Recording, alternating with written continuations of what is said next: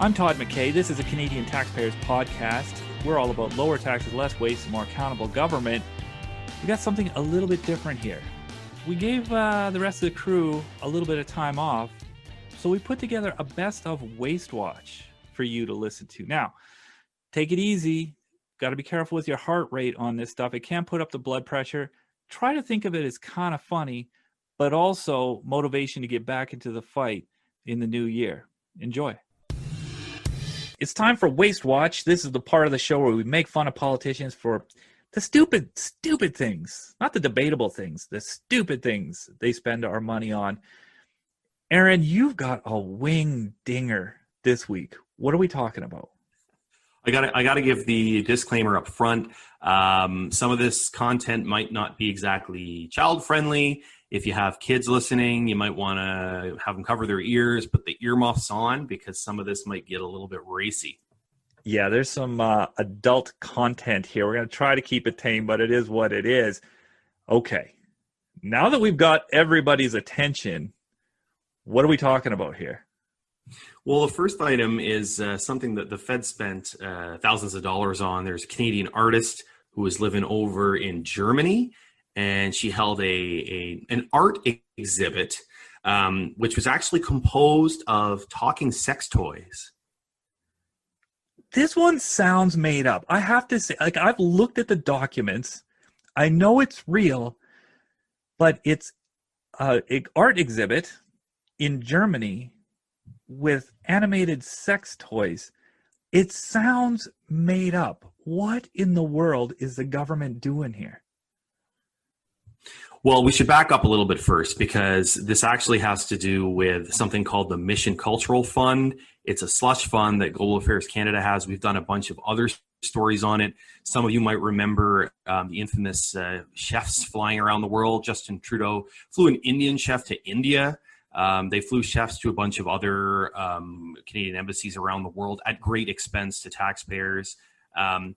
Anyway, this fund, it's been around for 4 years. Justin Trudeau brought it in, and it's basically been thrown to spray money around at so-called art and cultural events all around the world, all in the name of promoting our brand, promoting Canadian culture. Yeah, and in this case, the particular Canadian artist in question is Peaches. She's also a musician, a visual artist. You know, we've got the name of the show written down here. I'm not even going to say it. My mom listens to this show. That would just get weird for me. But the show has sculptures and prints and videos and giant sex toys that she calls fleshies, and then they can talk, and they kind of take on a life of their own. It's weird. We've got links to it if you want to visualize this stuff. That's, you can do that, but it gets weird. Yeah, and that costs $8,800 from taxpayers from this fund. And, the Canadian Embassy in Berlin, which, of course, also funded by taxpayers, kicks some money in as well. So there's more taxpayer money there. And, like you said, we've got some footage up on our website if you want to check it out at taxpayer.com, if you want to see what your tax dollars bought. But it is certainly pretty racy stuff. Yeah, not really work appropriate. Peaches, she's the big-time artist here. What did she have to say about it? Well, she's actually pretty graceful about it, and you can actually hear what she has to say here. Thank you, Canada. Really, it was so exciting to have that support and to be, recognized so that I could do this work. So that was Peaches herself talking about this. Peter Ackman, he's an investigative journalist. He did a ton of work on this, actually interviewed Peaches for us. That's where that comes from. Now listen, I get art is personal taste, and I'm sure Peaches has some big time fans who appreciate her work, but I'm going to go on a limb here. If you walk down Main Street and say, hey, how do you feel about your tax dollars paying for a sex toy art installation, you're going to get a lot of frowny faces, I think. If you told those people it's a sex toy art installation in Germany, nobody will even see it. I think people are going to have a little bit of a problem with that. But I want to be fair about something here. We're not just picking on Peaches. The Mission Cultural Fund handed over a truckload of money to a rock star I think we all know. Yes, and I have to say this one personally cuts me like a knife, Todd, to hear this story. It's Bryan Adams, who some people may not know, actually has a hobby of taking pictures. He's an amateur, or I guess aspiring professional photographer. And this Mission Cultural Fund, money came from that to pay for a very fancy red carpet event at the Royal Ontario Museum in Toronto. They have an annual ball every year, and this was in 2017, where Bryan Adams had a photo exhibit, and celebrities including Prime Minister Trudeau, Joni Mitchell, Wayne Gretzky, The Weeknd were featured, and this was, as I said, subsidized partly with taxpayer money. Man, rock stars don't do anything cheap. How much did this end up costing taxpayers? Well, they got more money than the Peaches event. It got $51,000. And remember, this is a museum that already gets $27 million a year in taxpayer support in Ontario. Now, we've reached out to everybody that we've mentioned in the story. No one has got back to us or said anything about these costs, except for Global Affairs, which continues to just provide us with a pretty boilerplate defense of this fund. This one is it's super weird too, not sex toy weird, but the Mission Cultural Fund is supposed to be exporting Canadian culture around the world. Toronto is not around the world. Even according to Torontonians, it's the center of Canada. Why in the world are we exporting Canadian culture to the middle of Canada in Toronto? Yeah, say what you will about the Peaches event or the chefs around the world. At least those were those were outside of our borders. This was an event in Toronto, but I also think the obvious question: why does Bryan Adams need the help? His net worth is more than $50 million. I'm quite certain he could have afforded to bankroll something like this himself. So, if we're even going to have a fund like this, which we shouldn't, it certainly should not be going to subsidize people who are worth $50 million a year. Yeah, the old cliche about starving artists, I don't think applies to Bryan Adams at this point in the game. Money there makes no sense at all. Listen, obviously there's way more about this. We've got it on taxpayer.com. Here's the kicker about the Mission Cultural Fund, though. This is the thing that really drives me crazy. If you're going to have a stupid slush fund that's wasting money, at least stay on budget. But in the first 3 years of the fund, it went $6 million over budget. If you're spending money on dumb things, at least, try to keep the dumb spending under control. Yeah, and so to be clear, the total budget over 3 years was supposed to be less than $6 million, and over those 3 years, they actually spent about 12. So they couldn't even keep the waste limited to their wasteful budget. They spent twice as much as they were supposed to, and that's the reason we've also launched a petition demanding an end to this fund. You can check it out on our website at taxpayer.com. We'll have a link in the show notes as well. Sign that petition. Let's get rid of this Mission Cultural Fund. It's time for Waste Watch, and that's when we make fun of the dumb things that governments are spending our tax dollars on. James, what do you got for us today? Well, Franco, renovations at Julie Payette's house are actually costing us roughly double what's been previously reported. We thought the renovations at Rideau Hall were costing taxpayers just over $250,000. Now that sounds like a lot to begin with, but it turns out the renovations are actually just over $502,000, and Payette still hasn't moved in. I'm sorry, what did you just say? Okay, so we talked about these crazy renovations at Rideau Hall before. A few months back, we actually fired off a bunch of access to information requests to see what work Payette was asking to be done at Rideau Hall, her place where she's supposed to live.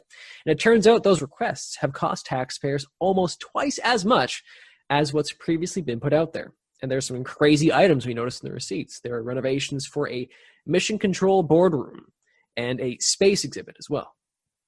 Okay, I got to stop you there. A mission control boardroom? A space exhibit?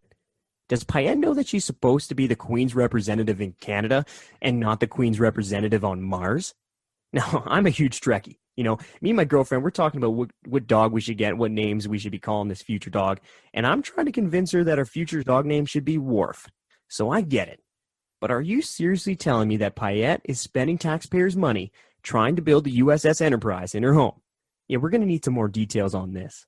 So the space exhibit, it's basically, it looks like a big display of various spaceflight objects with a lot of Payette's old gear and souvenirs on display. That intergalactic theme, though, it extended to other parts of the official residence with the mission control boardroom listed in our records. Now, all this sounds cool. I'll give them that. But here's how much it's actually costing taxpayers: just under $60,000 for the space exhibit, and $11,500 for the work that included the mission control boardroom. If I really want to spend money looking at rocket ships, I will take my daughter to the science center and not Payette's house. Yeah, there it is. That's the issue here. It sounds cool, but this isn't her own money that she's spending. This is taxpayers' dollars that she's spending. And this is probably the worst time to be hearing of a huge bill like that on taxpayers. Now, you said the renovations have cost us more than $500,000. So what else are we paying for here? So Payette's office racked up a $139,000 tab for a private staircase that was never actually built. The second most expensive project was listed as a ballroom multimedia feasibility study, which cost $108,000. To be clear, that's just a study with no actual renovation work attached just yet. All right, so who actually is signing off on this stuff? I mean, can Payette just request anything she wants and it gets done? We reached out to the Governor General's office and the National Capital Commission about the work. For those who don't know, the NCC is basically a superpowered Parks and Rec department for Ottawa, which handles all the official residences and some other stuff in the capital. Essentially, they both pointed the fingers at each other and tried to shirk responsibility. Payette's office blamed the NCC, saying they have final say on all renovation costs at Rideau Hall. The NCC said that anything outside of their official scope is paid for by the Governor General's office, and that there's close collaboration between the department and Payette's office. Yeah, sounds like there's definitely a lot of finger pointing going on here, and it sounds like we've got Payette's office and the NCC both trying to play the blame game. But look, at the end of the day, all this money was wasted, and taxpayers need someone to be the adult here. The minister is the one who is elected and who's supposed to be looking out for our dollars. And you know what? This is also definitely not the first time that the Governor General has taken taxpayers to the cleaners. No, definitely not. Definitely not. And it's important to remember, like this work has cost us $500,000 plus, and she still hasn't moved into the house where she's supposed to live. And you're right, this is not the first time it's wasteful spending has been tied back to Julie Payette. A couple episodes back, we discussed the nearly $650,000 for her over-budget swearing-in ceremony. Payette wasted our tax dollars on the first day of the job. She also has reportedly racked up nearly $700,000 in extra costs for the RCMP due to her, quote, secrecy and resistance to working with her detail. Yeah, I don't think I need to point out the obvious here, but taxpayers are struggling. We need this wasteful spending to stop, and someone has to be the adult, and that means the minister will need to have a bit of a chit-chat with the NCC and Payette and put an end to all this shenanigans. Now, there's a lot of moving parts in this story, so we're going to include the full story in the show notes so you can read more. It's time for Waste Watch. This is when we make fun of the dumb things that governments are blowing your money on. Franco, what do we have this week? Oh, we've got a doozy this week because the electric car manufacturer Tesla, well, it got $60 million in federal subsidies by making a crappier version of its car. How does that even work? So what's the damage with this Tesla subsidy? Give us a bit more background. Yeah, for sure. Well, in 2019, the feds launched an electric vehicle subsidy program, which reduces the sticker price by $5,000 if the base model is sold below $45,000.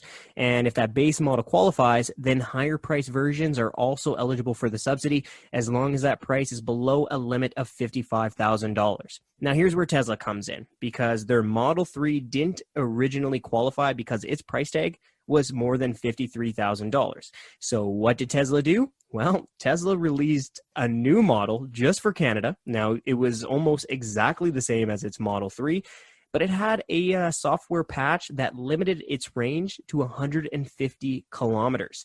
And then Tesla stuck a $44,999 sticker price on it. So in order to get federal cash to help people buy their fancier car, Tesla had to literally make it a crappier version. Oh, man, I've got an image of Indiana Jones just rolling under that collapsing stone wall at the last minute. That's so obvious. They're not even trying to hide what they're doing. If they price their base model only $1 below the qualifying limit, What's the cost to taxpayers here? Well, it's not cheap. I mean, the total cost of the program is $300 million, and Tesla has received the most from the program. They've raked in more than $60 million bucks, and in second place, just for context, was Chevy, who took home just over $31 million. Now, here is almost the catch, okay? Because Tesla has only sold 126 base model cars, while selling nearly 12,000 of the higher class models. 12,000. Wow, those are some staggering numbers. All right, I think that's the real kicker here. Tesla's really making out like bandits here, along with their wealthier customers. It's almost a reverse Robin Hood situation. They're not sports cars. I mean, these aren't Lamborghinis or Ferraris, but Tesla isn't the average Canadian's car by any stretch of the imagination. I notice that when they pass me on the highway and think, that looks expensive. We would have asked Transport Canada about this, so what did they say? Oh, we did. We explicitly asked Transport Canada if the actions taken by Tesla fit with the intentions of the program. But surprise, surprise, Transport Canada largely dodged our question and just made some comment defending the program overall. You know, Transport Canada told us the department didn't care about what the company did with their prices as long as they met the bureaucratic program requirements. Oh man, I do not want to buy this for $1. This whole program needs a big rethink from top to bottom. We don't need to be subsidizing businesses and wealthier Canadians, especially right now. And this is very timely, you know, because of the throne speech that was laid out. The Trudeau government made a whole bunch of new announcements saying that they wanted to hand out more green subsidies. And just last week, the Trudeau government also made more moves to send corporate welfare rolling out to electric car production, in concert, by the way, with Ontario's provincial government. Well, Chris, you know, corporate welfare is bad policy even during the best of times. And, you know, as I look out my window, it's pretty clear that this is not the best of times. I mean, right now, as we're steamrolling towards $1 trillion debt tab, I mean, this corporate welfare should really be a non-starter. Mm-hmm. And, you know what? Don't worry if you're out there listening and you want to read more material on this. Well, we've got that included in the show notes. And, us at the Canadian Taxpayers Federation, we're going to keep hammering these guys for their bad corporate welfare policy decisions. So stay tuned. It's time for Waste Watch. This is the part of the show where we go into the stupid things that governments do with your money. And today we've got Renaud Brassard here, our Quebec director. He's back. This might be the dumbest story I've ever heard. Like, I can't even, but you need to explain it. It's your province. So the Quebec government is having some problems with some boats it bought for a ferry crossing. This is the part I've got a handle on. Take it from there. What in the world is going on? Well, Todd, it's a mind-boggling story. Basically, Quebec taxpayers keep sinking millions and millions and millions into boat repairs because their government-owned ferry captains keep crashing into the exact same dock. I don't know much about ships. I do know you're not supposed to crash them into the dock all the time. This is what I know. But okay, let's break this down. There are multiple ships involved in this story. Yeah. So boat number one. What happened with boat number one? So boat number one is this brand new ship the Quebec government got in 2015 from Italy, and he bought it for $170 million and did almost zero quality control. But it's not just that they did zero quality control. They sent a couple of guys to inspect the ship while it was being assembled. These guys found a bunch of issues, stuff like air ducts that were already rusted on a brand new ship. They told their bosses about it. And when they actually waved some red flags, their bosses said, you know, we don't want issues with this ship. You're being insubordinate. We're going to have to let you go. So, you know, obviously a boat where you have quality control issues, even if it's expensive, it's going to have issues. Turns out that the boat didn't really work well. They had issues with the propulsion system. They had to send it for repairs very much last minute, and we're scrambling to find a replacement ship. Okay, so they're buying a ship for $175 million. They send a couple of guys to take a look at it. Those guys are like, hey guys, I don't think this boat is very good. We should not buy this boat. And they're like, I know how we'll fix the problem. We'll fire the guys who think there's a problem with the boat. That's basically what I've got so far. Well, yeah. I mean, if you've got no guys to say there's a problem, clearly there's no problem. That's logic, solved. right? Problem solved. Okay. So the big fancy expensive boat goes in for repairs. They need the loaner in the meantime to try to deal with it. So how did the replacement work? Boat number 2. Well, they decided to buy this ship, the Apollo from Labrador Marine for $2 million. Now, the Apollo is this old ship from the 1970s. It's a 50-year-old ship. And as far as ships go, this 50-year-old is pretty old. But the guys from Labrador Marine said, trust us, the ship is fine, it's seaworthy, everything's fine. And, well, again, they didn't inspect the boat. They trusted the guys, they trusted the seller at their word. Because what could go wrong? What could go wrong with not actually checking to see if the boat works? So let me make that into an actual question. How'd that work out? Well, they got the ship. About 10 days later, crashed into a dock, sent it away for repairs. Then it came back, and a few days later again, crashed into another dock. So at this point, the Federal Transportation Safety Board decided to get involved with it. So they decided to inspect the ship. Well, guess what? The used ship they bought, the 50-year-old ship they bought on the cheap, without even inspecting it, well, it turns out that it was an absolute lemon and that the ship wasn't even seaworthy. Like, some of the issues that the inspectors highlighted were pretty bad. Apparently, the hull wasn't even watertight anymore. Yeah, and look, I'm not an expert in seafaring, but I'm pretty sure your hull is supposed to be watertight. You got to keep the water out. That's a key bit of a ship. Exactly. So after they found that out, they decided they would retire the ship, which cost $2 million for about 20 days in service, $1.5 million in repairs. They decided to retire the ship, and they started a process again. They tried to find another ship, a third ship. Okay, I mean, this is after, so they buy this crappy ship from the 70s, crash it into the dock not one time, but 2 times, then decide that, oh, wait a second, it doesn't actually hold water, better buy a third ship. Okay, so I feel like this is almost like a children's story. Like, first they did this, and then they did that, and third time, surely to goodness, on the third time, they get it together. What happens with ship number 3? So this is kind of ironic, because as they're negotiating to buy this new ship from the Germans, the ship they're supposed to buy crashes into another ship. But they decide to go ahead anyway. It already crashed, so clearly it's never going to crash again. So they buy this ship for $39 million. They put in $6 million to put it up to Canadian standard, because it's an old ship, not 1970s old, but still old. And, well, a few months after the ship launched, guess what happened? It crashed into the same dock. Yeah, I'm starting to wonder, maybe the dock is the problem. Maybe they need to move the dock. Good grief, these guys are insane. Well, it actually gets a little bit better, because remember that second ship, the one right before that turns out was an absolute lemon and was not even 70s? watertight? Yeah, that piece of junk from the 70s. Yeah, okay. So the government tries to sell it, and apparently there was no market for, ships that are not seaworthy, not even watertight. And they decided the best thing they could do was to sink it, to make an artificial reef for divers to go in. Kind of a fun project.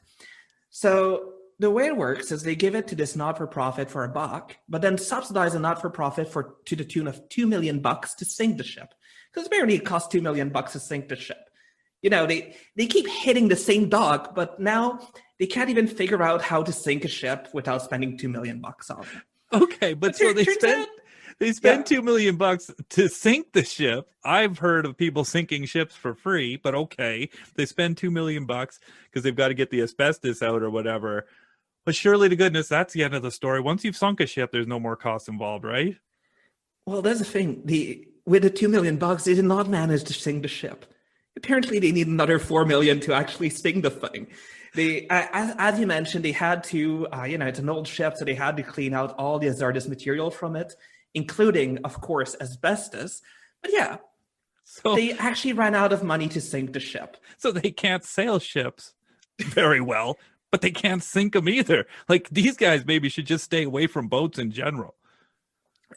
Absolutely. But meanwhile, now it's, over a year has passed, 1 year and 10 days has passed.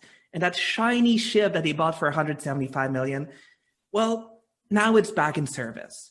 Of course, the issue is not resolved. The propulsion system that was faulty is still faulty. They're not using their shiny new green technology. They're using their like alternate diesel engine to do it. But it's back in service, thankfully. So this brings us to this September. The ships are supposed to undergo scheduled maintenance. Well, as it is docked, one of the cables snaps and the ship just drifts away in the middle of the St. Lawrence, hits the bottom of the river, and needs even more repairs. And now, just last Friday, that third ship that they bought, the one that they bought for $39 million after it had already crashed once, crashed a second time into a dock in Quebec. Well, guess what happened last Friday? What happened? I can't even. It crashed into the same exact dock again. These guys, that's unbelievable. That dock. Maybe the success story here is that is the most durable dock in the history of the world. It's still there. I think you got to tip your hat to that dock a little bit. Okay, we're joking about this because it is funny. These guys, it's unbelievable. But on the other hand, taxpayers are getting taken for an absolute ride here. This is a staggering level of incompetence, top to bottom. What's the total bill here? Well, so that's the thing. We don't have the total bill yet. But what we know so far is that it costs over $240 million. So that's to buy the first ship, the second ship, the third ship, all the repairs they had to do, all the attempts at sinking a ship but failing, and all the replacement air service they had to put into it. And that doesn't include the latest round of repairs because we don't have that bill yet. Yeah, next week they'll probably crash it into the dock again. You know what? We've got in the show notes, we've got links. If you find this story unbelievable, and I almost do, click the link, check it out. But this is why we keep an eye on stupid things governments do, because they do a lot of stupid things and they do them often. It's time for Waste Watch. That's when we make fun of the dumb things that our politicians are wasting our tax dollars on. So, Franco, what have you got for us today? Oh, I got a good one. You remember Trudeau's failed United Nations Security Council bid? Yeah, Trudeau announced his plans to campaign for a seat back in 2016. And this June, we found out that Trudeau's failed UN campaign cost us at least $2.4 million. Yeah, we ended up coming third with 108 votes. So doing some quick back-of-the-envelope math, that's taxpayers paying $23,000 for each vote. On a failed campaign. Franco, $2.4 million is a lot of money to be wasting. That's $2.4 million that we could have just flushed down the toilet, essentially. But you say that the failed bid cost at least $2.4 million. So is there more? That's correct. That $2.4 million doesn't account for staff time, and knowing government, I think it's safe to say that would be a big part of the total bill. And it also doesn't count for all of the travel costs. And I could just imagine all the flying around the feds had to do to try to win over the hearts and minds of the United Nations. Weeks leading up to COVID-19, Trudeau was flying to places like Munich, Dakar, Addis Ababa to lobby for UN votes. So travel costs would clearly be substantial. It sounds like Trudeau was quite the globetrotter during his campaign for a UN Security Council seat. And yeah, Jasmine, I think you're touching on a very important point. It must be nice to travel to all these fancy places, lobby all these bigwigs, all on the taxpayer dime. Sounds like a great job, if you can get it. Now, we don't know all of the expenses and exactly what they went into, but we do know some of the partial expenses that have been released on this. And let me just list a few here. So we got $310,000, so bureaucrats could campaign on a full-time basis at the United Nations. Then there was $70,000 on hospitality expenses. Yeah, I hear there's definitely some fancy restaurants in New York. There was also $31,000 in flight costs to fly diplomats to New York. Good to know that the federal government is really concerned about that air pollution. And last but certainly not least, $20,000 was spent for consultants and contractors.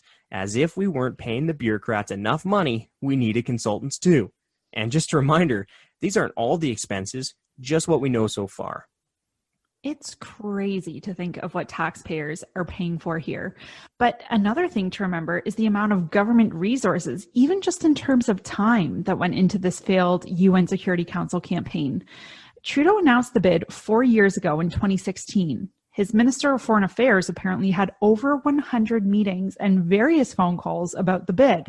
So think of all of those bureaucrat hours spent lobbying for a seat, or Trudeau spending his time campaigning.